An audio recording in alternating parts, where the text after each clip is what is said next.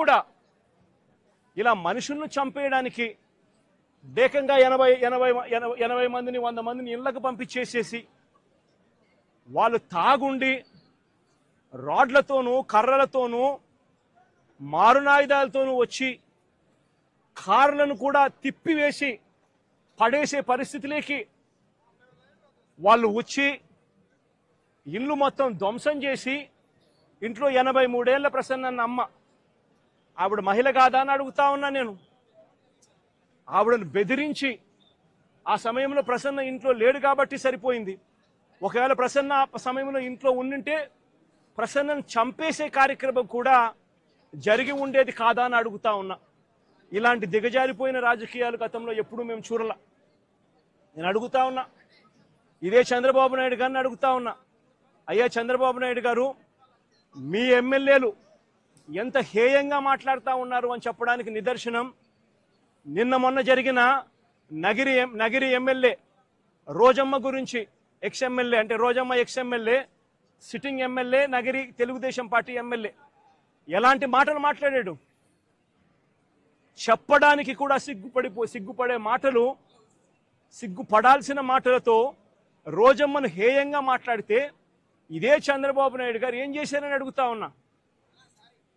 మొన్న ZP chairman హారికమ్మ car ఆపి అద్దాలు పగలగొట్టి కర్రలతో దాడులు చేసి కారులో తాను తన మొగుడు ఉండగానే దుర్భాషలాడుతూ అన్యాయమైన తిట్టులు తిడుతూ వారి మీద దాడి చేయడం అన్నది మీ డిక్షనరీలో అర్థం ఏమిటి చంద్రబాబుని అడుగుతా ఉన్నా. మా మాజీ మంత్రి రజనమ్మ ఎంతటి దారుణమైన భాషతో మీ తెలుగుదేశం నాయకులు మాట్లాడారు అని అడుగుతా ఉన్నా. నేను అడుగుతా ఉన్నా, ఇవన్నీ జరుగుతూ ఉన్నప్పుడు మీ మంత్రుల ఇళ్లకు, మీ ఎమ్మెల్యేల ఇళ్లకు ఇదే మాదిరిగానే మా వాళ్ళను కూడా పంపించి హత్య చేయించే కార్యక్రమం మొదలెడితే రేపొద్దున రాజ్యాంగం అనేది బతుకుతుందా అని అడుగుతా ఉన్నా. రాష్ట్రంలో లా అండ్ ఆర్డర్ అనేది ఏమైనా ఉంటుందా అని అడుగుతా ఉన్నా. ఎలాంటి బీజం వేస్తా ఉన్నారు చంద్రబాబు, సిగ్గుతో తలంచుకోవాలా నువ్వు చేస్తా ఉన్న పనులకని చెప్పి చంద్రబాబు నాయుడిని గట్టిగా మందలిస్తా ఉన్నా. ఏదైనా రాజ్యాంగంలో ఉన్నప్పుడు, కాన్స్టిట్యూషన్లో ఉన్నప్పుడు డెమోక్రసీకి వాల్యూ ఇవ్వాలి. ప్రజాస్వామ్యంలో ఇటువైపున స్టేట్మెంట్లు అటువైపున స్టేట్మెంట్లు ఇచ్చుకోవచ్చు, కానీ స్టేట్మెంట్లు నచ్చకపోతే మనుషులను చంపేసే కార్యక్రమం దాకా ఇళ్లకు మనుషులను పంపించి చంపేసే కార్యక్రమం చేయడం అన్నది అతి హేయమైన రాజకీయం అని చంద్రబాబు నాయుడు గారికి గట్టిగా నిలదీస్తూ చెప్తా ఉన్నా.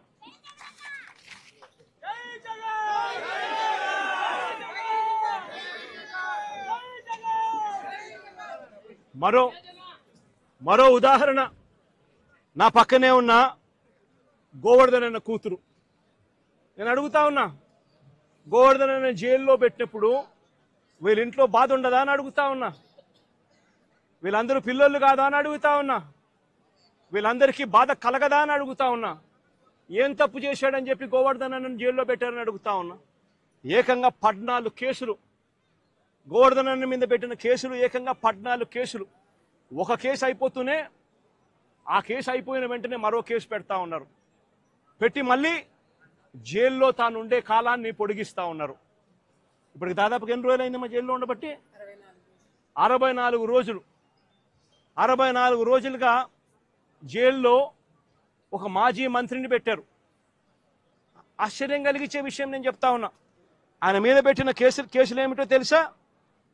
ఆయన మీద పెట్టిన అన్యాయమైన కేసులు ఏమిటో తెలుసా? గోవర్ధన్ అన్న పార్టీ సెంట్రల్ ఆఫీస్లో ప్రెస్ మీట్ పెట్టి సాక్షిలో పబ్లిష్ అయిన తన ప్రెస్ మీట్ క్లిప్పింగ్ను వాట్సాప్ గ్రూపుల్లో ఫార్వర్డ్ చేశారంట.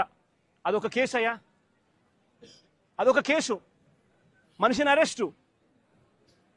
అంటే ఒక రాజకీయ నాయకుడు ఒక ప్రెస్ మీట్ పెడితే ఆ ప్రెస్ మీట్లో వచ్చిన దాన్ని మీడియా పబ్లిష్ చేస్తే ఆ పబ్లిష్ చేసిన ఐటెంను వాట్సాప్ గ్రూపుల్లో ఈయన ఫార్వర్డ్ చేస్తే ఆయనకు సంబంధించిన మనుషులకు అది కేసు. దాని మీద జైలు. మాజీ మంత్రికి మరో కేసు. నెల్లూరులో టీడీపీ ఎమ్మెల్యే సోమిరెడ్డికి వ్యతిరేకంగా ప్రెస్ మీట్ పెడితే దానికి సంబంధించిన వీడియోను కాకాని ఫార్వర్డ్ చేశారంటూ ఇంకో కేసు పెట్టారు. అడుగుతా ఉన్నా, ఒక రాజకీయ నాయకుడు ప్రెస్ మీట్ పెడితే ఆ ప్రెస్ మీట్ తాను పెట్టిన దాన్ని తాను మళ్ళీ ఫార్వర్డ్ చేస్తే దాని మీద మళ్ళీ కేసు. ఉచితంగా తెలుగుదేశం పార్టీ ఇసుకే అన్నారు, ఉచితంగా ఇసుక అన్నారు. ఎక్కడ ఉచితంగా ఇసుకిస్తున్నారని అడుగుతా ఉన్నా.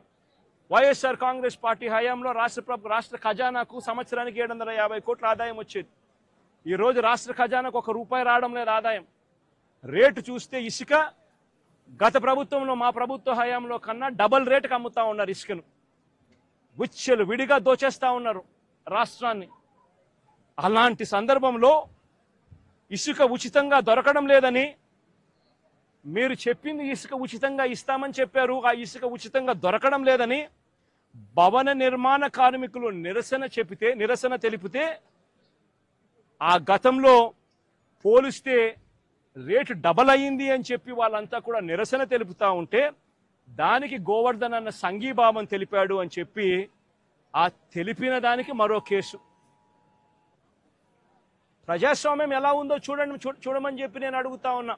మీ ద్వారా రాష్ట్ర ప్రజలందరికీ కూడా విజ్ఞప్తి చేస్తా ఉన్నా. ప్రజాస్వామ్యం ఎంత దారుణంగా ఉంది అని చెప్పడానికి జరుగుతా ఉన్న ఈ ఘటనలు ఎలా అద్దం పడతా ఉన్నాయో గమనించమని అడుగుతా ఉన్నా. మరో కేసు వెంకటాచలం మాజీ జెడ్పీటీసీ శేషయ్యన్న మీద అక్రమంగా కేసు పెట్టి జైలుకు పంపితే దీన్ని నిరసిస్తూ గోవర్ధన్ అన్న మాట్లాడితే పోలీసులకు వ్యతిరేకంగా మాట్లాడారు అని చెప్పి దాని మీద కేసు పెట్టారు.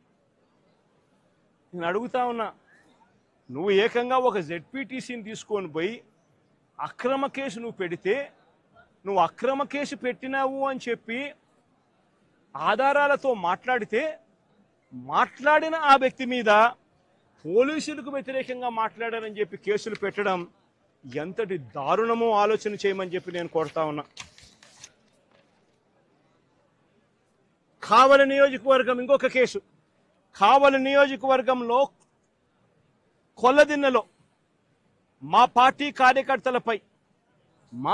కార్యకర్తలపై తెలుగుదేశం పార్టీ వాళ్ళు దాడులు చేస్తే బాధితులను పరామర్శించి పోలీసులు పక్షపాత వైఖరిని తాను ఎండగడితే దాని మీద కూడా మళ్ళా కేసు పెట్టారు. అంటే ఒక రాజకీయ పార్టీకి సంబంధించిన తన మనుషుల మీద అన్యాయంగా తెలుగుదేశం పార్టీ వాళ్ళు దాడులు చేసినా, బాధితులను వీళ్ళు పరామర్శించినా, మా వాళ్ళు పోలీసుల పక్షపాత వైఖరిని వీళ్ళు ఎత్తి చూపించినా దాని మీద కూడా కేసు పెట్టే కార్యక్రమం జరుగుతూ ఉంది. ఇంకా ఆశ్చర్యకరమైన విషయం, ఇది నిజంగా నవ్వాలనో ఏడవాలనో కూడా అర్థం కాని దారుణమైన కేసు. 2024 ఎన్నికల సందర్భంగా అంటే ఎలక్షన్ కమిషన్ ఆధ్వర్యంలో నడుస్తూ ఉన్న పీరియడ్లో ఆ టైంలో లిక్కర్ పంచుతా ఉన్నారని కేసు పెట్టినారు. లిక్కర్ పంచుతా ఉన్నారని కేసు పెడితే తర్వాత మళ్ళీ చంద్రబాబు నాయుడు గారి ప్రభుత్వం వచ్చిన తర్వాత దాని మీద దర్యాప్తు కూడా పూర్తి చేసి ఛార్జ్ షీట్ కూడా వేసినారు కదా, అయిపోయింది కదా. మళ్ళా సంవత్సరం తర్వాత అదే ఛార్జ్ షీట్లోకి మళ్ళీ వెళ్ళి గోవర్ధన్ రెడ్డిని ఇప్పుడు ఇరికిస్తా ఉన్నారు.